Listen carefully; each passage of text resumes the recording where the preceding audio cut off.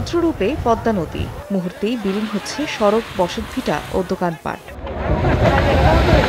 সোমবার বিকেল থেকেই হঠাৎই ভাঙন দেখা দেয় শরীয়তপুরের জাজিরা উপজেলার অসীমউদ্দিন মাদবরকান্দি গ্রামে। স্রোতের তোড়ে ভেঙে নদীগর্ভে বিলীন হয় ঘরবাড়ি, দোকানপাট সহ গাছপালাও। ভাঙন থেকে বাঁচতে অন্তত 40টি বসতঘর নিরাপদ দূরত্বে সরিয়ে নেন স্থানীয়রা। এরপরও আতঙ্ক কাটছে না তাদের। আমার ছেলে চিল্লা চাল নাই, এত পয়সা নাই, আমরা ঘর দুয়ার নিয়ে প্রয়োজন, আমাদের থাকার কোনো জায়গা নাই। আমরা কোনো রকম জীবন বাঁচাইতে পারতেছি না। আমরা দর্শকের কাছে সহযোগিতা চাই। ইতোমধ্যে ক্ষতিগ্রস্তদের মাঝে শুকনো খাবার, 2 বান্ডেল করে টিন ও নগদ টাকা প্রদান করেছে জেলা প্রশাসন।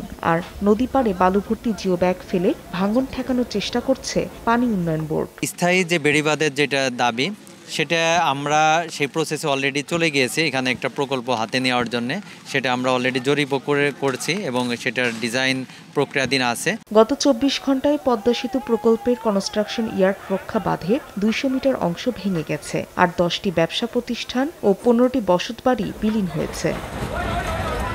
সময় সংবাদ, শরীয়তপুর।